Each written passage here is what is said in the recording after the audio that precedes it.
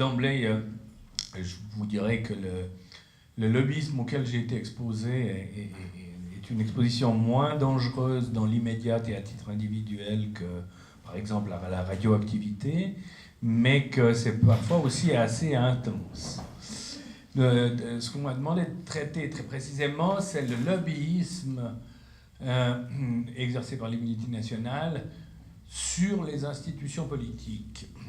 Alors je vais essayer de vous dire à quel lobby j'ai été confronté, quels étaient les objets auxquels ils s'intéressaient et la méthode employée. Puis je terminerai par une évaluation sous l'angle de l'efficacité de ce lobbyisme et de son effet, donc de leur point de vue, et de son effet sur les projets, ou sur quelques projets, sur une globalité de projets.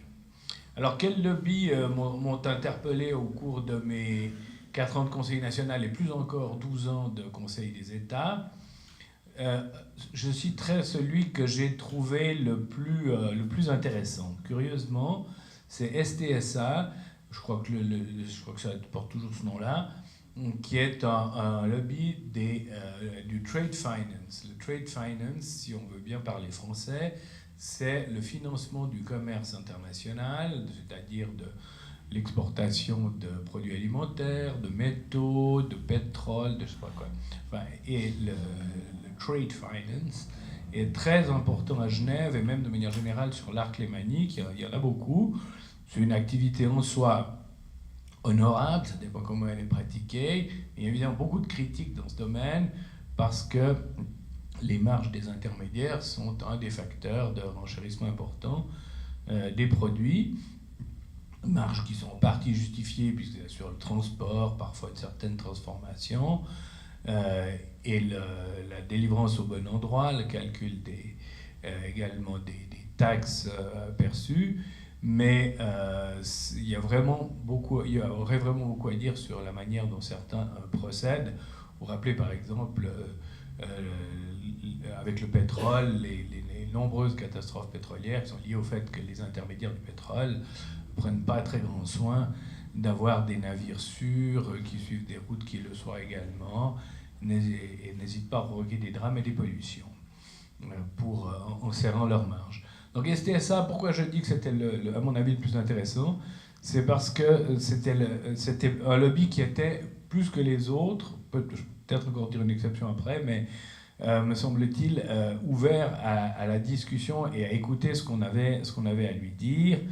Et notamment dans le cas d'initiatives sur les multinationales responsables, que vous connaissez vraisemblablement, et peut-être même vous avez signé, ce qui est tout à fait recommandable, et qui tend à ce que les multinationales soient précisément redevables. Dans cette initiative populaire propose que les sociétés soient tenues de protéger, donc les sociétés de commerce et autres sociétés économiques, soient tenues de protéger les droits humains et l'environnement dans l'ensemble de leurs relations d'affaires, ce devoir de diligence s'appliquant également à leurs activités à l'étranger, c'est-à-dire en particulier lorsqu'elles y ont des filiales et des succursales, ou même simplement des partenaires d'affaires, en tout cas réguliers, s'assurer que ceux-là ne font pas n'importe quoi en termes d'environnement, de travail des enfants, etc., ce genre de choses. Donc, quand on parle avec les gens de STSA, et notamment son lobbyiste, puisque j'en dis plutôt relativement du bien, je peux dire son nom, il s'appelle Stéphane Grabert, il y a vraiment une ouverture. D'ailleurs, tous les membres de cette association de financeurs du commerce n'est pas, et même de commerçants eux-mêmes, de traders, tous les membres ne sont pas forcément sur la même longueur d'onde, mais enfin, leur lobbyiste et leur discours, c'est quand même un discours d'écoute. Après, il y a évidemment Nestlé. Nestlé et sa filiale Nespresso sur différents sujets. J'y viendrai quand je parlerai des objets de lobbyisme, où c'est des gens qui ont une certaine ouverture, je dirais, suivant les cas. Et quand on entend, par exemple, on entendait Brabeck, l'ancien patron avant Paul Bulquet de Nestlé, dans des conférences. Alors là, ce n'était pas du lobbyisme, je pense notamment à une conférence que j'ai été écoutée volontairement. En tout cas, c'est du lobbyisme extrêmement ouvert, pas très pressant. On se rend compte qu'il y a une réflexion quand même assez approfondie sur des problèmes comme la faim dans le monde, le manque d'eau, ce qui ne veut pas dire que les pratiques suivent, mais la réflexion est intéressante et approfondie. Il y a eu Philippe Maurice, extrêmement aimable, qui est venu me voir à mon bureau une fois, et qui a essayé simplement, de manière générale, de me convaincre qu'ils n'étaient pas aussi méchants que ce qu'on veut bien dire, qui me rappelait par exemple qu'ils faisaient plus dans le produit alimentaire, plus d'affaires dans le produit alimentaire que dans le tabac. Comme je suis fumeur de cigares, je ne suis pas très bien placé pour leur faire la leçon sur le tabac d'ailleurs, mais si ce n'est que le cigare est infiniment moins mauvais pour la santé que la cigarette, contrairement à ce que dit mon médecin qui est fumeur de cigarette. Il y a les pharma. Alors les pharma, c'est un lobbyisme où ils ne viennent pas à votre domicile, mais enfin ils font beaucoup d'invitations. Il y a les grandes banques suisses, ça se passe aussi plutôt à Berne. Et puis, vous seriez déçus que je l'oublie, il y avait comme Saab dans le cadre de la campagne sur le Gripen, évidemment. Ça, c'est le lobbyisme direct. Puis alors, il y a tout le lobbyisme indirect, permanent, sur lequel je n'entre pas en détail, d'économie suisse. Comment tu les appelles, Pierre Voilà, par exemple, c'est vrai ça, moi je les appelle les ronds de cuir. La Chambre audace du commerce et de l'industrie, le centre patronal, et une flopée de cabinets de relations publiques, basés en général à Berne ou à Zurich. Les grands absents, c'est quand même intéressant de le signaler, ça a été, en ce qui me concerne, bien sûr, je ne peux pas parler pour les autres, et je pense assez généralement pour les Verts et peut-être même les socialistes, c'est Monsanto, Syngenta, c'est les groupes énergétiques comme ABB, peut-être ont-ils le bien en fonction des gens qui étaient dans des commissions en rapport avec la politique énergétique, je ne le sais pas. C'est étrangement, avec tous les problèmes qu'il y a en matière de droits d'auteur, de streaming, etc., les grandes entreprises culturelles, évidemment, elles sont pour l'essentiel étrangères, que ce soit Warner, que ce soit Pathé, que ce soit ce que vous voulez. Les gens des hydrocarbures, sauf à travers STSA, les représentants du financement du négoce, donc il y a peut-être se contentent-ils de passer par STSA, mais on aurait pu imaginer que des très grands groupes comme Trafigura, qui a d'ailleurs son siège à Lausanne, soient présents. Au tout début où j'étais aux chambres, sauf erreur, André, la maison André à Lausanne, qui était spécialisée dans le commerce de grains, existait encore, je ne les ai jamais vus, mais ils se piquaient d'être discrets, et puis comme de toute façon, l'un de leurs directeurs avait été le mari des cousines de mon père, donc on les connaissait un peu indirectement, mais je les ai jamais vus autrement apparaître, ni au Grand Conseil d'ailleurs. Je pense que c'est peut-être dans la culture d'arbiste propre à cette famille. Les matières premières, la plupart d'entre elles, Glencore par exemple, mise en cause très fortement par rapport à ses activités au Congo, au nord du Congo, pour l'extraction du coltan nécessaire aux différents appareils électroniques, iPhone, smartphone, ordi portable, etc. Et l'extraction du coltan qui cause des problèmes terribles à l'environnement et plus encore directement aux populations, des guerres civiles, des trucs comme ça. Enfin, je n'ai pas besoin de vous redécrire la situation au Kivu et au nord du Congo en général. Absolument absent au bataillon et fuyant plutôt tout politicien, même qui veulent aller voir spontanément à leur domicile, enfin à leur siège. La chimie, au contraire de la pharma, pratiquement pas vue. Et les fabricants d'armes. Bon, ce serait peut-être attendu, ce qui soit plus présent. Sauf ça, mais je crois que j'ai un collègue schwitzois qui avait été pas convoqué, mais convié à Munich par, je ne sais plus lequel des concurrents de Saab, qui fabriquait l'Eurofighter, je crois. Alors là, oui, eux, ceux fabricants d'avions militaires sont présents, mais les gens qui fabriquent d'autres armes, même Pilatus d'ailleurs, en tout cas, moi, je ne les ai pas vus. Maintenant, quels objets? Les principaux objets, en tout cas, de ces dernières années, ça a évidemment été du côté des banques ce qu'on a appelé la Lex USA et tout ce qui tourne autour de la nouvelle fiscalité internationale concernant les banques, y compris le début du projet Rubik, si vous vous rappelez vaguement de ce projet, qui visait à trouver un accord à l'amiable avec l'Union européenne sur le rôle en matière fiscale des banques et dans la lutte contre l'évasion fiscale. Un tout grand sujet récent, ça a été, et pratiquement le dernier en ce qui me concerne, au Parlement, ça a été la réforme de l'imposition des entreprises, troisième volet, ERIE 3, qui va se débattre probablement suite à un référendum fédéral, j'imagine l'année prochaine, et où là, par exemple, le STSA était assez présent et assez ouvert. Et si on avait suivi leur position, dans la droite du Parlement, le projet ne serait pas si catastrophique et serait même intéressant, puisque je rappelle quand même que la RIE 3, à la base, c'est d'obliger justement les multinationales à payer des impôts un peu plus honnêtes au lieu de venir en Suisse pour être détaxées ou très partiellement taxées, au lieu d'être taxées à l'endroit où ils font vraiment le travail et où devraient l'être. En général, typiquement, je parle de Philippe Morris, leur siège en Suisse, ils font pratiquement pas de production en Suisse ou très peu,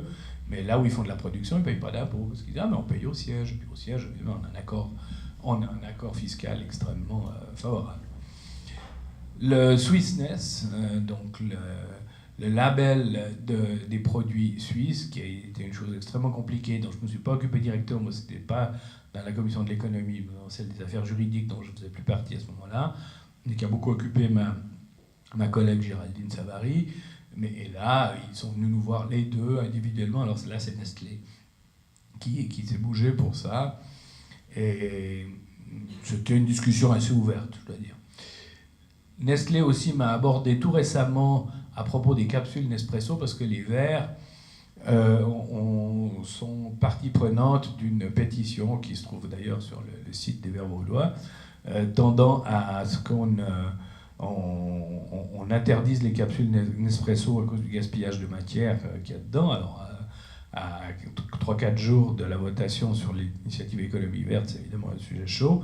Ce qui fait que cet été, encore, alors après que c'est plutôt que moi aussi un parlementaire fédéral, supposé avoir quelque influence chez les Verts vaudois, le patron de Nespresso est venu me voir en personne pour m'expliquer à quel point leur bilan était bien moins mauvais qu'on croyait, même à certains égards bien meilleur. Et comme je suis très ouvert à la discussion, j'ai organisé une rencontre qui va avoir lieu dans quelques semaines entre lui et le bureau des Verts vaudois. Toujours écouter les gens. Il n'y a peut-être pas que des choses idiotes à dire. Et c'était plutôt une façon d'aller, sinon à Canossa, du moins d'entrer dans nos vues en termes de durabilité sur le principe. En tout cas, c'est le cas vraiment. Ensuite, les questions générales de RSC, c'est-à-dire de responsabilité sociale et environnementale, ont presque toujours été abordées par tous mes interlocuteurs avec plus ou moins d'ouverture et plus ou moins d'hypocrisie, mais elles ont été abordées. L'approvisionnement de crise aussi a donné lieu à pas mal de discussions, c'est curieux, vous le savez ou vous ne le savez pas, il y a une loi fédérale sur l'approvisionnement en cas de crise qui exige des réserves obligatoires, des minimums pour toutes sortes de crises possibles, environnementales, guerre, etc. Et elles impliquent d'assez lourdes charges et on révisait ça. Là, c'était en l'occurrence plutôt via la commission de la politique de sécurité dont j'étais aussi membre ces 2 dernières législatures, mais j'insiste pas longtemps, c'est pas un objet particulièrement saillant, mais enfin, pour être complet, je le cite.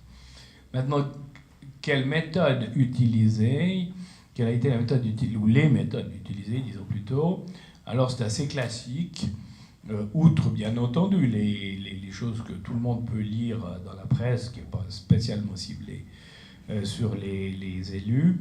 Il y avait la plupart du temps une flopée d'apéritifs, ce que les Suisses allemands appellent aujourd'hui un apéro riche, ce que appellerions un buffet dînatoire, et des petits déjeuners, des repas, par exemple, une fois, j'ai été invité, pas par une multinationale en l'occurrence, mais enfin par Selecta, ceux qui ont des appareils là, qui délivrent dans les gares, notamment, des choses à manger ou à boire, et qui étaient très embêtés d'une taxation TVA défavorable pour eux par rapport au restaurant. Je trouve que c'était pas juste, je sais pas quoi.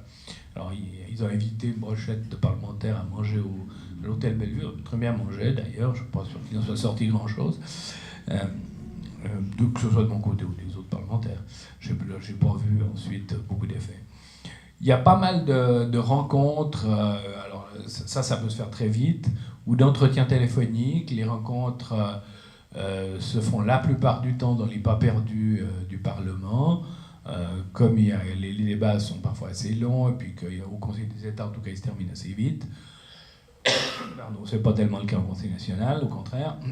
Ça laisse du temps pour recevoir des gens, pas seulement des multinationales, des gens qui nous exposent un problème, ou vous demandez si vous ne pourriez pas intervenir, je sais pas, pour les médias, pour ci, pour ça, de manière tout à fait pertinente souvent. Et aussi sur le lieu de travail, j'ai aussi reçu pas mal de gens ici à mon bureau à Lausanne. La méthode classique, c'est la lettre de nouvelles, par voie électronique de plus en plus, mais enfin, il y en a encore pas mal par courrier. Les cases des parlementaires au Parlement, en tout cas en session, se remplissent à toute vitesse, et puis on reçoit des tas de choses par la poste. Elles sont en général trop longues, mal ciblées.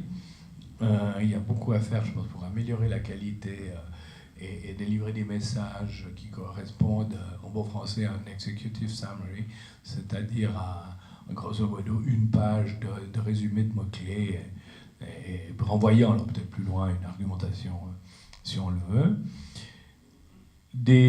En période de travaux de commission et même aussi du plénum du Parlement, on reçoit beaucoup de lettres ponctuelles par voie électronique ou par courrier nous disant attention, telle disposition qui est discutée, tel amendement est problématique, prenez-y garde, ne vous laissez pas faire, suivez notre opinion, ce qui est d'ailleurs parfaitement légitime. Des textes pré-mâchés, ça c'est quand même plus gênant, à mon avis. Combien de fois j'ai vu des collègues arriver avec des textes qui leur avaient été écrits du début à la fin et où ils maîtrisaient pas forcément le sujet. Je me rappelle en particulier d'un collègue dont j'aurais la charité de taire le nom, qui était assez nouveau, qui arrive en commission, qui dépose un amendement. C'était un collègue alémanique.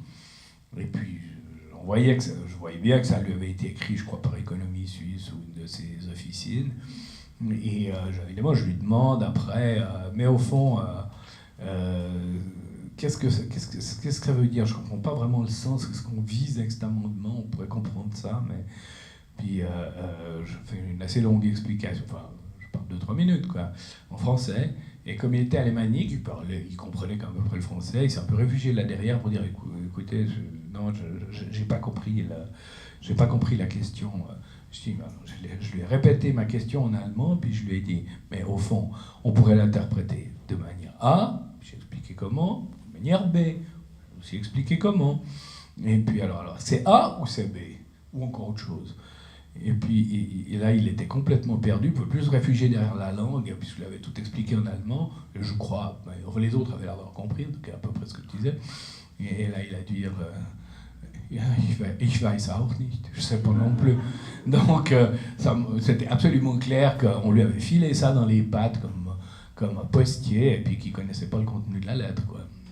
Alors là, je trouve que c'est extrêmement navrant comme façon de faire, et de ne pas honorer son mandat, c'est-à-dire faire des choses dont on ne comprend même pas le sens. On se dit, oh, si ça vient d'économie suisse, c'est bien. Tout comme ce serait stupide de dire, si ça vient d'économie suisse, je ne lis même pas, c'est pas bien. Même si dans 90% des cas, c'est pas bien. Mais il y a quand même 10% des cas où je suis d'accord avec eux. Voilà à peu près ce qu'on peut dire. Maintenant, une petite évaluation pour conclure. L'efficacité de ce lobbyisme en général limitée sur les élus des Verts ou du Parti socialiste. Et je dois dire qu'à part les quelques cas que j'ai cités, je serais en peine d'en trouver d'autres où j'avais l'impression qu'on essayait de trouver une argumentation spécifique, ou alors c'était vraiment quelque chose d'assez lourdingue, avec quoi on essayait de nous convaincre que, je sais pas quoi, c'était bon pour l'emploi ou bon pour l'environnement. C'était souvent un peu pathétique. L'efficacité, apparemment, mais c'est difficile d'en juger, évidemment, parce que je ne suis pas là quand ça se passe, je peux juger que par les effets, donc de manière indirecte. L'efficacité apparemment bonne à droite, puisqu'il y a même des gens, je viens de raconter cette histoire, cette anecdote, qui sont disposés à faire n'importe quoi sans avoir compris. Le ciblage, là, est vraisemblablement plus subtil, meilleur.